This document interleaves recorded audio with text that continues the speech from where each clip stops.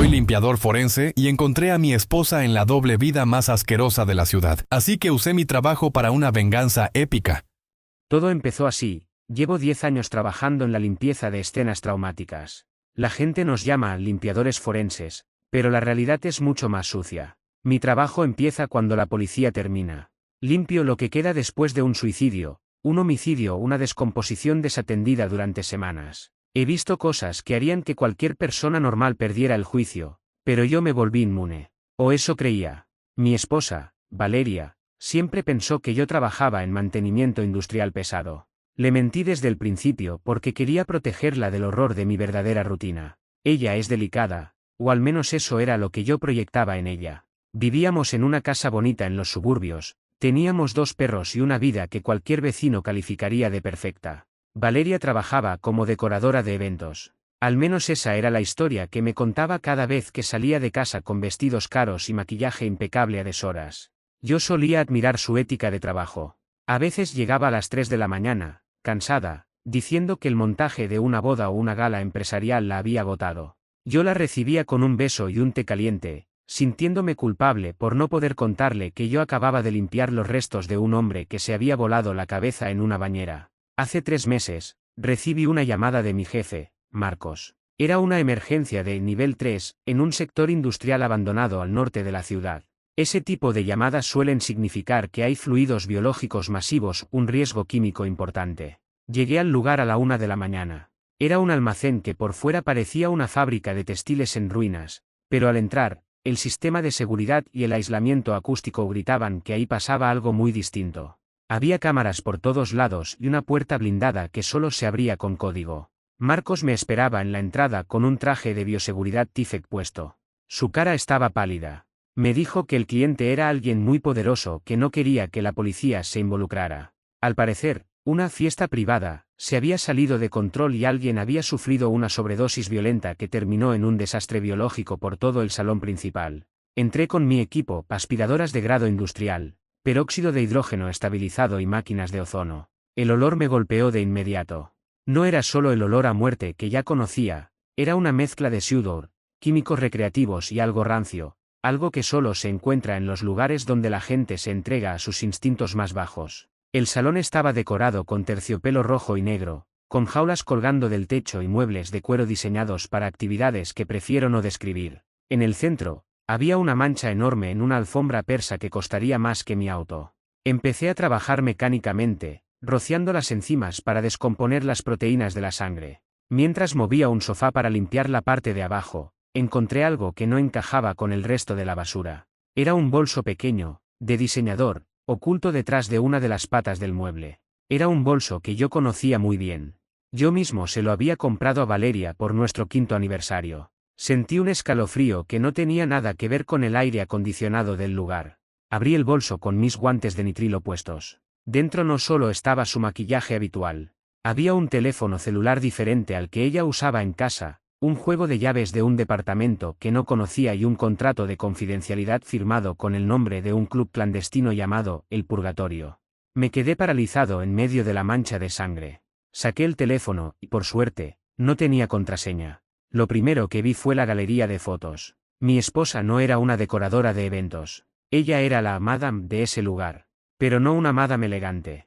Ella organizaba las sesiones más extremas y degradantes de la ciudad para hombres con mucho dinero y ninguna moral. Había vídeos de ella participando, riendo mientras otros hombres hacían cosas que me hicieron querer vomitar. En las fotos, Valeria no era la mujer dulce que me esperaba con un té. Era una mujer con una mirada fría, vestida con látex y rodeada de una inmundicia que yo, como limpiador forense, estaba acostumbrado a borrar, pero nunca a encontrar en mi propia cama. Esa noche no terminé el trabajo. Le dije a Marcos que me sentía mal y me fui. Él se sorprendió porque nunca antes me había quejado, pero no hizo preguntas. Me llevé el bolso y el teléfono conmigo. Llegué a casa antes que ella. Me senté en la oscuridad de nuestra sala, todavía con el olor a químicos pegado a la piel. A las 4 de la mañana, escuché su auto. Entró tarareando una canción, se quitó los tacones y se sobresaltó al verme sentado en el sofá. Samuel, me asustaste, dijo, fingiendo esa voz suave que ahora me producía náuseas. ¿Qué haces despierto? Fue un montaje larguísimo, una boda en el campo, estoy muerta. La miré fijamente. Ella se acercó para besarme, pero me aparté. Puse el bolso de diseñador sobre la mesa de centro. Su rostro cambió en un segundo. La máscara de esposa perfecta se desintegró y vi a la mujer de las fotos. ¿Dónde encontraste eso?, preguntó, y su voz ya no era suave. Era cortante, agresiva. Limpiando el salón principal del purgatorio, Valeria, respondí. Me llamaron para limpiar el desastre de tu fiesta de anoche. Casi me llevo tu sangre en una de mis aspiradoras. Ella no lloró. No pidió perdón. Se sentó frente a mí y se encendió un cigarrillo, algo que siempre me dijo que odiaba. Bueno, ahora lo sabes, dijo, expulsando el humo hacia el techo. ¿Y qué vas a hacer, Samuel? ¿Vas a ir a la policía? Mi cliente de anoche es el jefe de policía. ¿Vas a divorciarte? Me quedaré con la mitad de todo lo que tienes, incluyendo esta casa que yo decoré con el dinero de mis eventos. Se rió en mi cara. Me dijo que yo era un aburrido, un hombre que olía a cloro y a cadáveres, y que ella necesitaba la adrenalina y el dinero que yo nunca podría darle. Me dijo que si intentaba algo, ella diría que yo la maltrataba y que mi trabajo me había vuelto loco. Esa noche dormí en el sofá. No dormí. Planeé. Ella creía que conocía mi trabajo, pero no tenía idea de lo que un limpiador forense sabe realmente sobre cómo hacer que las cosas desaparezcan sin dejar rastro. Actualización 1. Han pasado 3 días desde la confrontación. Valeria actúa como si nada hubiera pasado. Se va de casa a sus eventos y regresa con más dinero en efectivo que guarda en una caja fuerte en el sótano. Cree que tiene el control porque conoce a gente poderosa. Lo que ella no sabe es que en mi trabajo manejamos sustancias que no se venden en tiendas comunes. He estado recolectando residuos biológicos de mis otros trabajos. Sangre infectada, fluidos descompuestos y restos orgánicos que legalmente deberían ser incinerados. Los tengo en contenedores sellados en mi camioneta de trabajo. Ayer, mientras ella dormía profundamente después de una de sus sesiones, entré en su oficina privada en el sótano. Usé mis herramientas para abrir su caja fuerte. No me llevé el dinero. No quiero su dinero sucio. Lo que hice fue mucho más sutil. Rocié una solución de Lumanol de alta concentración en todas sus prendas de látex y en las alfombras de su oficina. El Lumanol reacciona con el hierro de la hemoglobina y brilla bajo luz ultravioleta. También planté pequeñas muestras de fluidos biológicos reales, restos de una escena de crimen real que limpié hace una semana, en los conductos de ventilación de su auto y en el revestimiento de sus bolsos favoritos. Ella cree que es limpia, pero yo la voy a convertir en un foco de riesgo biológico ambulante. Esta mañana, hice una llamada anónima al Departamento de Salud Pública y a la Unidad de Delitos Ambientales. Les dije que había un negocio ilegal de manejo de desechos biológicos operando desde nuestra dirección y que la sospechosa utilizaba un vehículo específico para transportar materiales peligrosos. Cuando la policía llegue, y llegará, porque incluye nombres de sus clientes, que están en guerra con otras facciones políticas, no encontrarán solo una infidelidad o un club sucio. Encontrarán pruebas de que ella está manejando restos humanos de forma ilegal. En mi estado, eso es un delito federal grave. He instalado cámaras ocultas por toda la casa. Quiero ver su cara cuando el equipo de materiales peligrosos entre por esa puerta. Ella se burló de mi olor a cloro. Pronto, el cloro será lo único que deseará tener cerca para intentar borrar lo que le viene encima. Eran las 7 de la tarde cuando Valeria bajó al sótano. Yo la observaba desde la pantalla de mi teléfono en el garaje, fingiendo que estaba revisando el inventario de mis químicos. Ella caminaba con una confianza que me daba asco. Llevaba una maleta pequeña donde guardaba sus herramientas de trabajo. No sabía que cada centímetro de esa maleta estaba impregnado de un reactivo que la delataría ante cualquier escáner de bioseguridad. Escuché el motor de su auto alejarse. En ese momento, activé la segunda fase de mi plan. Llamé a la Oficina de Control de Riesgos Sanitarios de la ciudad. Usé un distorsionador de voz. Les di la ubicación exacta del club, el Purgatorio, y les advertí que se estaba transportando material biológico infeccioso sin protocolos, citando nombres específicos de socios que Valeria me había mencionado en sus momentos de arrogancia. Me quedé en casa, limpiando mis propias herramientas. El orden me calma. Desarmé mi aspiradora industrial, cambié los filtros EPA y pulí las vacuilas de acero inoxidable. Pensaba en cómo ella se reía de mi olor a muerte. La muerte no es algo de lo que te rías, es algo que te consume si no la respetas. A las 11 de la noche, mi teléfono vibró. Era una alerta de noticias locales. Operativo masivo en sector industrial por riesgo biológico. Sonreí. No era una sonrisa de alegría, era la satisfacción del técnico que ve que su máquina funciona perfectamente. Encendí el Telavisor. Las imágenes mostraban el almacén rodeado por camiones de materiales peligrosos y unidades de respuesta rápida. Vi a hombres con trajes amarillos, iguales a los que yo uso, entrando al lugar. Vi a varias personas saliendo esposadas, con mantas térmicas sobre los hombros para cubrir sus vestimentas de látex y cuero. Entonces la vi a ella. Valeria salía escoltada por 2 agentes de la unidad ambiental. Su maquillaje estaba corrido y su expresión era de puro pánico. Pero lo mejor fue cuando pasaron una lámpara de luz ultravioleta por su ropa para demostrar la contaminación. Ella brillaba. Literalmente brillaba con un azul fluorescente que delataba la presencia de fluidos por todos lados. La detuvieron no solo por las actividades del club, sino por atentado contra la salud pública y transporte ilegal de residuos peligrosos. En mi estado, eso no tiene fianza si se sospecha de una red organizada. Apagué la televisión y me fui a dormir. Dormí 8 horas seguidas por primera vez en meses. A la mañana siguiente, la policía tocó a mi puerta. Era el detective Torres. Me pidió que lo acompañara para una declaración. Fingí sorpresa, fingí dolor, fingí ser el esposo ignorante que trabaja en mantenimiento industrial y que no entiende por qué su esposa está en una celda de aislamiento biológico. Señor Samuel, encontramos restos orgánicos humanos en su sótano, dijo Torres mientras nos sentábamos en la sala de interrogatorios. Restos que no pertenecen a ninguna escena de crimen registrada. Su esposa dice que usted los puso allí. Dice que usted es un limpiador forense y que tiene acceso a esas cosas. Mantuve la calma. Sabía que esta pregunta vendría. Detective, yo trabajo en mantenimiento de calderas y ductos industriales, respondí, entregándole los papeles falsos que Marcos me había ayudado a preparar hace años. No sé de qué está hablando Valeria. Ella ha estado bajo mucha presión últimamente. Sus eventos la tenían muy nerviosa. Tal vez está tratando de culparme para salvarse ella. Mostré mis manos. Estaban limpias, cuidadas. Los limpiadores forenses de verdad nunca tenemos las manos descuidadas. Torres miró mi historial laboral. Todo cuadraba con la mentira. Luego miró el historial de Valeria. El teléfono que yo había recuperado del club y que, anónimamente, entregué a la policía contenía pruebas de que ella era la que gestionaba los desechos de sus fiestas para evitar multas, tirándolos en vertederos comunes. Ella era la cara del crimen. Yo era solo un esposo que olía a cloro. Actualización 2.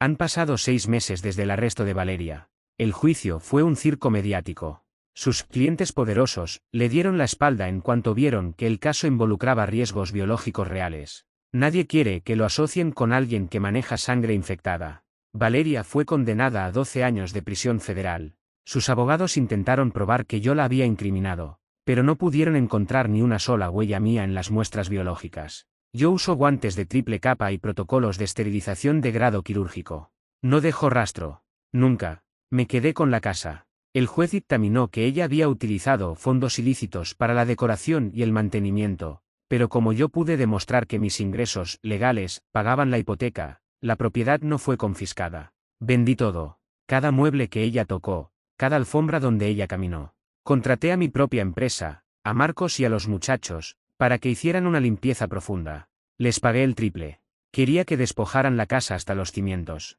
Eliminaron cada rastro de ADN de Valeria. La casa quedó oliendo a ozono y a vacío. Me mudé a otra ciudad. Sigo trabajando en lo mismo, pero ahora soy independiente. Me especializo en casos donde la gente quiere que la verdad sea borrada por completo. Hace una semana, recibí una carta de la prisión.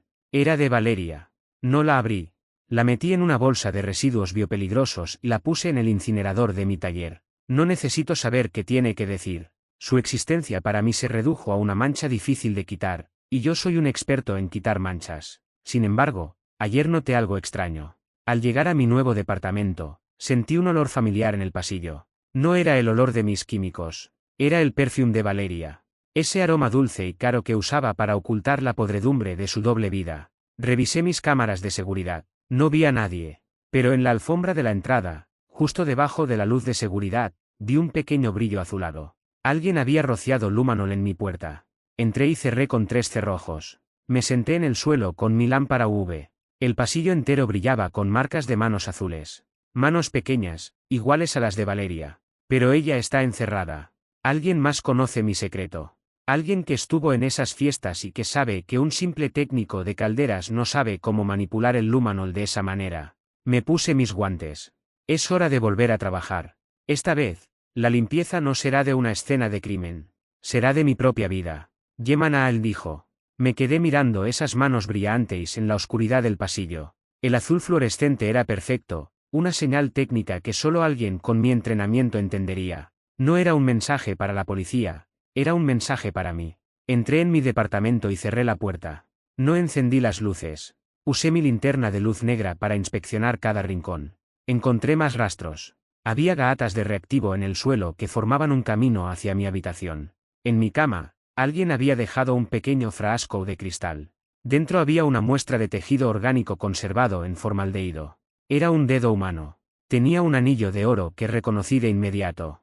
Era el anillo de bodas de Julián, el dueño de El Purgatorio, uno de los hombres que Valeria mencionaba con miedo y admiración. Julián supuestamente había huido del país antes de las redadas, pero ver su dedo en mi cama significaba que alguien lo había cazado. Y ahora ese alguien estaba en mi casa. Sé que estás buscando micrófonos, Samuel, dijo una voz desde la esquina más oscura de la sala. Apunté con mi linterna. Era Braulio. No era un cliente del club, era el hombre que se encargaba de la seguridad y de desaparecer los problemas reales de Julián. Un tipo que conocía el negocio de la limpieza tan bien como yo, pero desde el lado del verdugo. Ese dedo es una prueba de que el trabajo de limpieza que hiciste fue descuidado, dijo Braulio, levantándose de una silla. No borraste a todos los testigos. Dejaste cabos sueltos, y esos cabos sueltos nos están costando mucho dinero en abogados y sobornos. Valeria está en la cárcel, le dije, manteniendo la pistola en mi bolsillo, lista para disparar a través de la tela. El club está cerrado. ¿Qué quieres de mí? Queremos que termines el trabajo, respondió él, acercándose a la luz. Valeria tiene un archivo. Una lista de todos los clientes, con vídeos y registros de pagos que no estaban en el teléfono que le diste a la policía. Ella lo escondió antes de que la arrestaran.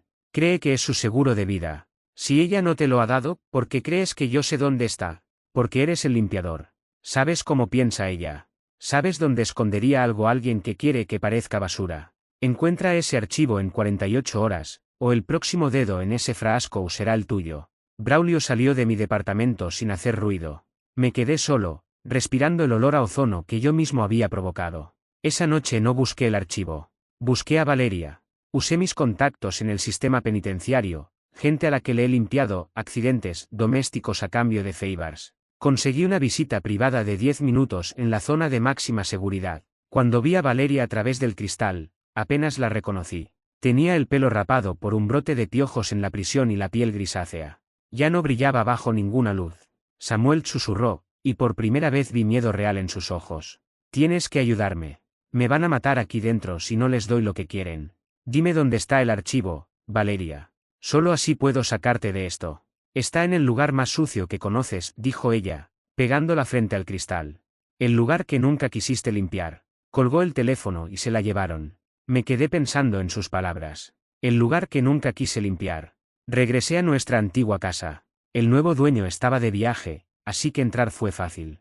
Fui directo al sótano, al área detrás de la caldera donde el sistema de alcantarillado principal de la casa se conectaba con la calle. Era una zona llena de lodo, óxido y desechos acumulados de años. Un lugar que yo, por puro asco profesional, siempre había evitado tocar a fondo. Me puse el traje de bioseguridad y empecé a cavar en el lodo estancado.